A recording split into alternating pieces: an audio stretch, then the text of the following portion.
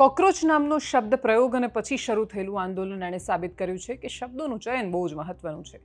શબ્દોમાં બહુ ઉર્જા છે. તમે કયા શબ્દોનું ચયન કરો છો, કયા શબ્દો ક્યાં બોલો છો, એ બહુ જ મહત્વનું છે. અને એટલા જ માટે સમજવા જરૂરી છે, સાંભળવા જરૂરી છે એ શબ્દો જે ધર્મેન્દ્ર પ્રધાન, કેન્દ્રીય શિક્ષણ મંત્રીએ રાજીનામું આપતી વખતે લખ્યા છે.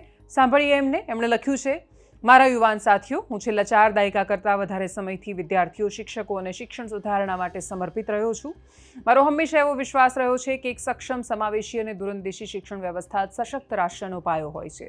હું દેશના યુવાનોની આકાંક્ષાઓ, લાગણીઓ અને તેમની વ્યાજબી અપેક્ષાઓનો ઊંડો આદર કરું છું. ભારતના યુવા પેઢીના સપના સાકાર કરવા એ આપણા બધાના રાજકીય અને સામાજિક જીવનનો નૈતિક સંકલ્પ રહ્યો છે. આદરણીય વડાપ્રધાનજીના દૂરંદેશી નેતૃત્વમાં રાષ્ટ્રની સેવા કરવાની જે તક મને મળી તે બદલ હું પ્રધાનમંત્રીનો આભાર વ્યક્ત કરું છું. પણ 3 મે 2026ના રોજ લેવાયેલી નીટ યુજીની પરીક્ષામાં અનિયમિતતાઓ સામે આવી. ભારત સરકારે આ બાબતે તરત જ ગંભીર નોંધ લઈને તેની તપાસ સીબીઆઈને સોંપી અને પરીક્ષા રદ કરીને ફરીથી પરીક્ષાની તારીખ જાહેર કરી. આ સાથે જ આગામી વર્ષથી આ પરીક્ષા સીબીટી એટલે કે કમ્પ્યુટર બેઝ ટેસ્ટ ના આધારે લેવાનો નિર્ણય કરવામાં આવ્યો. આ દરમિયાન અમારી મુખ્ય પ્રાથમિકતા એ હતી કે 20 લાખથી વધુ વિદ્યાર્થીઓની પરીક્ષા સુચારુ રીતે યોજાય.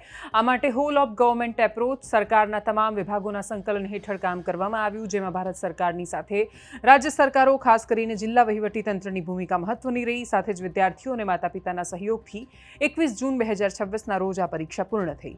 મેં પહેલા જ દિવસથી આ બાબતની જવાબદારી સ્વીકારી અને આ પરિસ્થિતિથી ક્યારેય મોઢું નથી ફેરવ્યું. મારો સંકલ્પ એ હતો કે આપણે કોઈ પણ હોશિયાર વિદ્યાર્થીનું ભવિષ્ય પરીક્ષાઓના માફિયાઓના કારણે બગડવા નહીં દઈએ અને કોઈ પણ વિદ્યાર્થી સાથે અન્યાય નહીં થવા દઈએ.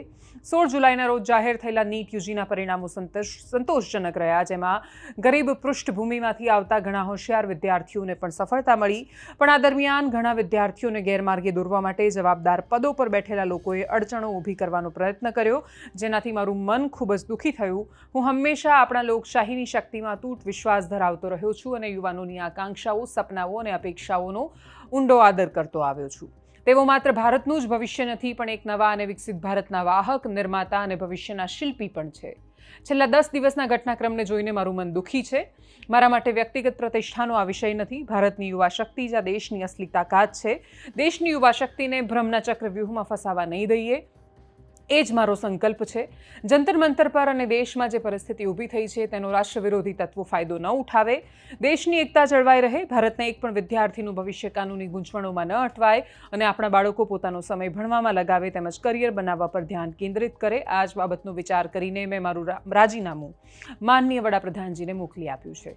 હું આદરણીય વડાપ્રધાનજીના માર્ગદર્શન, વિશ્વાસ અને નિરંતર સહયોગ માટે હૃદયપૂર્વક કૃતજ્ઞતા વ્યક્ત કરું છું.